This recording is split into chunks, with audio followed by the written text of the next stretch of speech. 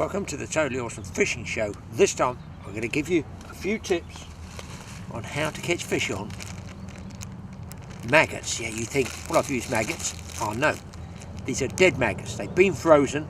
They're an excellent bait, left over from previous trips, and I can hopefully be able to show you. A lot of matchmen use these as a little known secret. They're very good, and this is what we do. Well, I'm here at Finch Farm in Berkshire. Only a very small water, a couple of small lakes here, with some good fish in there. Going to start with a base mix of ground bait. This is Bailey's #1. It's just a regular horse feed.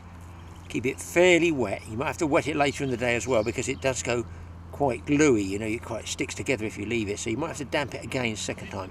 Little nuggets like this, just throwing them out in the middle of the swim. That gives me my base. Then I'm going to top off with a little bit of sweet corn, basically to feed some of the bigger fish off. Get them going anyway. I'm not going to feed them off, I want to get them going. And then these maggots here. Now these are frozen ones. All you do is when you get your maggots, you put them in a Ziploc bag. When you finish with them, look, you can go and buy maggots. You can, I believe you can actually buy them ready frozen now. They're that good a bait. Just freeze them down in a Ziploc bag, squeeze all the air out and roll it up nice and tight. Put it in the freezer and probably thaw them out maybe the night before. That's what I would do anyway. Now because I've only got about a pint of frozen maggots, I'm going to be topping off that loose feed with these 2mm pellets, just like this, just regular 2mm coarse fishing pellets. You get them in most tackle shops or you can buy them in bulk. I think they're called Screttings, these ones. That's going to be loose feed on top of the maggots I'm going to put out. Now here's the secret behind using dead maggots. Why would you want to use dead maggots, I hear you ask? Because they don't wriggle out of the swim. When you throw live ones in, especially in deeper water, they're going to wriggle away from the swim, so they're not always in the exact column of water that you think they've sunk in. They sink to the bottom and wriggle away. Okay, that's one good tip. They concentrate the bait, they concentrate the feed. Most important, what happens at a lot of commercial waters, late in the afternoon, guys just bang out the last of their leftover bait in the margins. Those maggots die. The fish know not to come in a swim, and it's safe to come in a swim when the maggots are dead, because that means the angler has left. When you think about it, smart way of thinking. Fish are, well, I suppose it's fairly stupid. Obviously we wouldn't be able to catch them, but they're not that stupid. It doesn't matter whether those maggots are red, white, you can even freeze down casters. But the benefit of this is, wherever these maggots go, wherever I throw them, they are going to stay. And the fish hopefully will think, hang on, there's no anglers here because the maggots are dead, they've drowned. Must be safe to go in and mop them all up. Bad mistake, because Totally Awesome, we're going to be there waiting for them. This is the tackle I'm going to be using. Well guys, I'm going to do this in between flight paths of Heathrow, because Finch Farm is up by Heathrow, not a million miles away. For some reason they're firing them all over, jumbos, over the top of my swim. 13-foot match rod, 5-6 pound line straight through. Now there's the odd carp in here, so I'm not going to use a hook link or small line, so I'm going to be using a waggler, bottom end only, 2 swan trap either side. That's a bodied waggler, that one. Straight onto about a size 14 hook, barbless, and the dead maggots, a bunch of dead maggots on there. That's rod #1. Rod #2 is a 13-foot match rod as well, but this one I've got a straight waggler, which takes less shot. It's got about 2 BB and a tiny little dash shot holding it, but same thing, no hook link. About a #8 shot here, 8 inches from my bait, which will be double maggot. My float's on the move. On the camera with the jumbo as well. Here we go, guys. Do dead maggots work? You tell me. We'll see what sort of catch we can get and what sort of species we're going to catch through the day on this little swim. There we go. Barbless hooks off. And that's a nice little roach. I could catch those all day long on a match rod. And listen, on dead maggots, they're free. It's cost me nothing because I froze them from a previous leftover trip. Now they do hold matches here, only on the big lakes I think, so you're allowed to use a keep net in the matches. And Mick said go ahead and use a keep net, just see if I can get a few different species, see what sort of bag we get at the end of the day, take a look at them and you judge for yourself whether you think dead maggots are worth using or not. Now I've already mentioned that it doesn't matter what colour maggots you use, dead ones are dead ones. So you take your hook and just get hold of the maggot and you're going to hook it from the fat end first. Pinch it between your thumb and your forefinger, roll it around the hook shank, and I just get my nails and I like to pop it up over the eye. Now don't forget, with barbless hooks, generally a fresh maggot will wriggle off and you end up with no bait on the hook. With dead maggots, you can at least bait a barbless hook so they stay on, and that's what I'm using for roach. Well guys, here we go. Got the bream at long last. I didn't think there were any in it, but catching all those roach all the time. It's not the world's greatest scrapper, but it's a fish. If I get it in. Oh.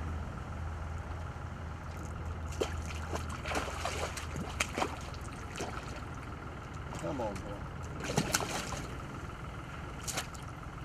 Too bad. There we go. A really nice bream on dead maggots, 3 blackfish. Drop it on the mackerel, I'll just show it to you. There. Proof of the pudding, people. Dead maggots work. I've had rudd, roach, jumbo jets, DC-10s. They're all coming over, and a nice bream as well. Pleased with that on a match rod, and maggots that I've only paid for once, if at all actually. I think somebody gave them to me. Good session.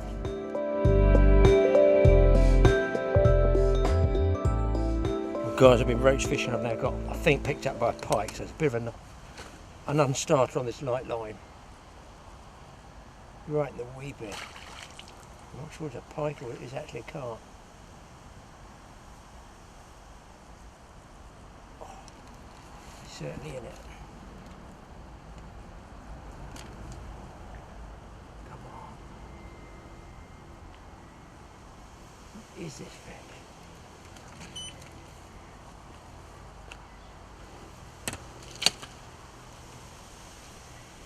Do you know, I don't think it is a pike. I think it's a carp. It's only got the rod folded over.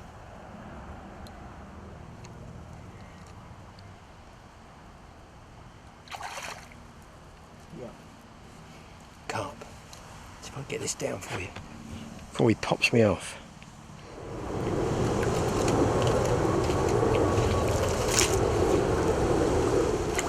Get in. Oh, there he is, folks. A nice chunky carp on the match rod. Dead maggots. Lovely condition fish, that one. I guess he goes about 3.5 pounds, something like that. Might go 4. That is a nice looking fish. It gave me a heck of a scrap. So did dead maggots work? Well, 4 species have told me it does.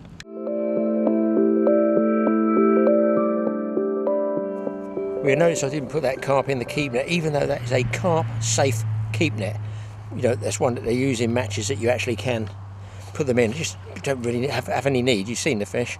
I put it back, but more because I've got some roach in there, which are more of a sort of delicate species, and carp's going to get in there. He's going to be crashing around a bit, so I don't bother. I've got the bream, I've got some roach, a rudd, skimmers in there just to show you the end of the day, but you can see that the dead maggots do work, but me personally didn't see the need to put the carp in there, so I put it straight back. It's better even with a carp safe net. Now, I actually rarely use a keep net nowadays, but there is a way of putting a keep net in. You want to soak it first, get it wet, throw it right out, and then you fix your bank stick, obviously, into the bank.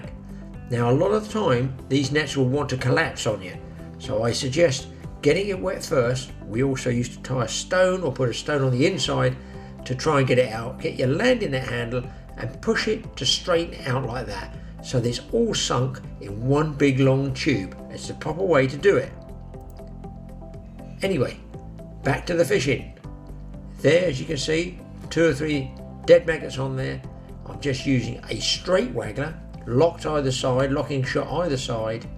So you can see it's a fairly confined part of pool I'm in, and I'm looking for a tiny little bite from roach, and hopefully something like, you know, maybe bream will come along, and a small number 8 shot about, I'm guessing, 10 inches from that bait. That means I just like to have a little shot there that sort of pins the bait to the bottom. If there's any drift, if there's any drag, that little shot, as small as it is, even like an size 8 shot, that will actually stop the float dragging the bait out of position. sync the line between the float and the rod top, and I am using buzzers, and that's purely because I'm using a camera and there's every chance that I'm messing around trying to set up camera shots, I won't see the float go, but with a buzzer I might just hear it as well. You don't have to use the buzzer. As mentioned with filming at the same time, just look at me strike into the fish. I'm trying to hold a camera in one hand and I've got, yes, a fish hooked up on the other. Doesn't look a bad one either, but the hook pulls, I lose it. It's just the way it goes with fishing. Now another totally awesome tip that you'll find with using these dead maggots is, in fact, they are longer than a live maggot. They have stretched. Obviously, when they expire, they go all limp, and that means that you can normally get a single maggot, excuse my fingers, but I've been unhooking a lot of fish, a single maggot over something like a, let's say a size 16, whereas normally to cover it like that, I don't know if you can see that there, to cover it you'd need 2 maggots to actually cover the hook. But because with the dead ones they are limp and they are longer and they are stretched, you can in fact get away with a single, and that's much better for catching fish like roach.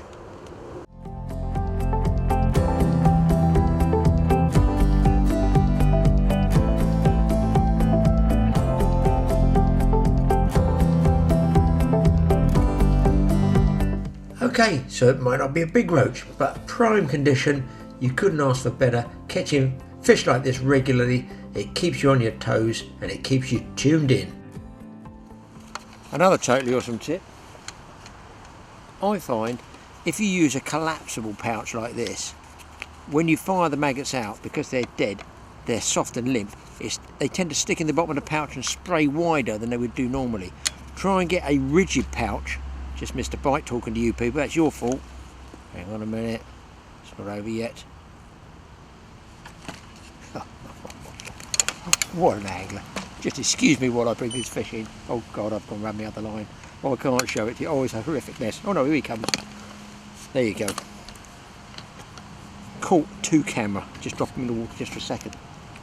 So, get yourself a rigid pouch, which is that effectively, but it has like a plastic cup or plastic support in there. Then when you put your maggots in, they fire out much easier. You don't actually squeeze it shut like that. Just a little tip, it might help you target if you're fishing, you know, 2 or 3 rod lengths out on a windy day especially. They tend to spread.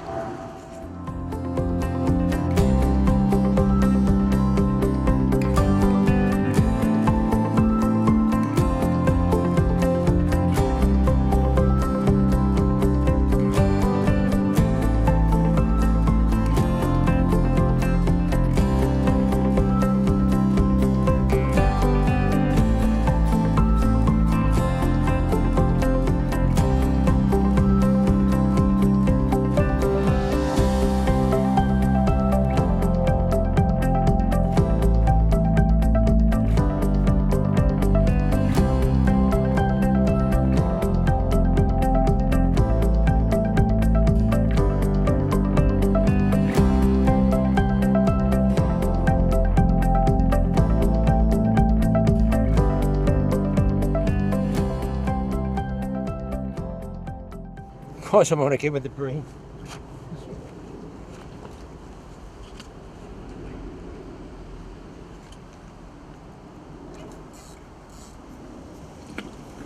I got a camera in my mouth, I'm going to net it first time. 2 cameras. And a jet. A big ass bream.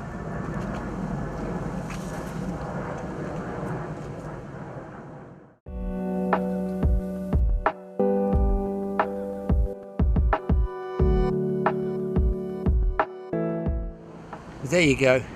Do dead maggots work? You tell me, people.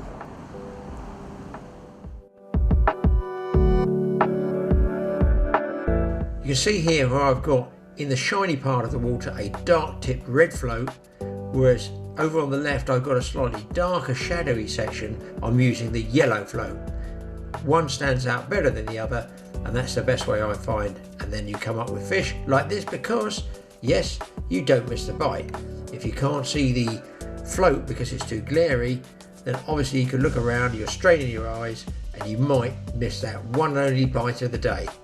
As it was, my fish started coming pretty regularly, and when it does, I'm concentrating on the float. But look at the bait, all that ground bait I put in there, that this one has coughed up. These fish are coughed up. Look, there was a dead maggot in the bottom of the net. You can see, bang, I'm filming with one hand, and yes, I'm hooked up on my match rod with another. If there's one thing I love doing, it's fishing with a match rod on a float.